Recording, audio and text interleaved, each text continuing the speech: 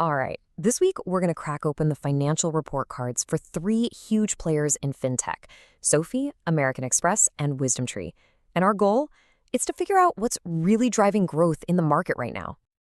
It's so true, right? Fintech earnings week really is the corporate version of Spotify Wrapped. Every single company rolls out their greatest hits, their best stats, trying to prove they're on top. But the real story, the interesting stuff, it's never just the number one song. It's the deeper cuts, the trends. And that's exactly what we're going to dig into. So this really gets to the big question we're trying to answer. We are looking past all those flashy headlines to find where the real power, the real leverage actually lives. Is the future of money going to be about building new platforms, defending legendary brands, or is it something else entirely? The answer, I think, is going to shape the next decade. So here's our game plan. We're going to meet our three main characters, if you will: SoFi, who I'm calling the Transformer; American Express, the King; and WisdomTree, the Quiet Sage. Then we're going to pull it all together to understand three totally different flavors of leverage that are shaping the future of finance. First up, SoFi, the Transformer. And believe me, this company is going through a massive identity shift, like right now, right in front of us. So here's the number that got everyone's attention: over $1 billion in revenue in a single quarter for the very first time. That is a huge, huge milestone. But honestly, the really juicy part is what's hiding behind this number. And here it is. This is the real story.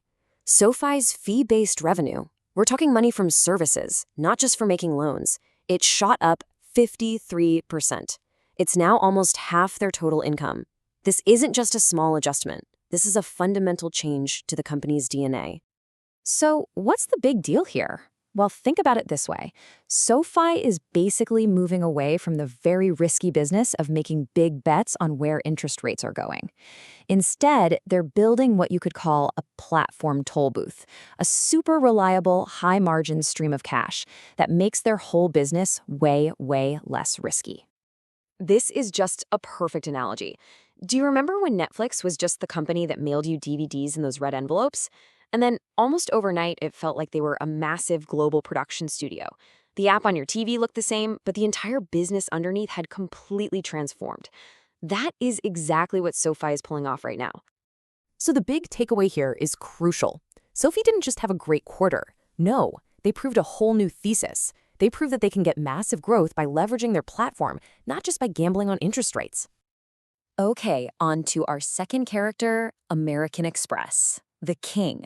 They're an undisputed leader, no question. But they're facing the very unique pressures that come with being at the top of the mountain. I mean, just look at these numbers. Revenue's up 10%. They hit a record $10 billion in card fees. By any objective measure, these are fantastic results. And Wall Street's reaction? A collective meh, a shrug. Why? Because when you're the king, just being good is never good enough. The expectations are absolutely brutal.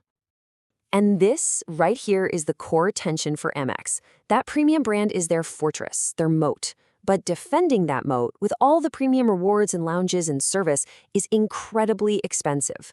Their own success has created this vicious cycle of sky-high expectations that are almost impossible to meet quarter after quarter. But, and this is a big but, here's the key signal that the market is just completely sleeping on. The fastest growing group of spenders on Amex cards are millennials and Gen Z. That is a massive bullish sign for the long-term health of the brand. But the market is obsessed with next quarter, not the next decade. This analogy just hits the nail on the head. Culturally, this is the Drake problem. Drake can't just put out a solid, good album anymore. He's expected to redefine the entire genre every single time he drops a project. That is the kind of pressure Amex is under. As a cultural icon in finance, the bar is just impossibly high. So let's be clear. The takeaway is not that Amex is struggling. Not at all. It's that they're trapped by their own incredible success. Their brand is their single greatest form of leverage, but it also creates this pressure cooker of expectations that can make even solid growth look like a failure. And that brings us to our final character, and a totally different vibe: WisdomTree, the Sage. This is the complete counter-narrative to all the noise and hype in the market. It's a story about quiet, disciplined, methodical execution. While everyone else is chasing the next shiny object, like Bitcoin ETFs, WisdomTree is just quietly nailing the fundamentals. Consistent money coming in? Check. Strict discipline on their fees? Check. Making sure their products are actually relevant? Check. They are just methodically checking all the boxes for sustainable long-term success. Now, look at step 3. This is where it gets really interesting.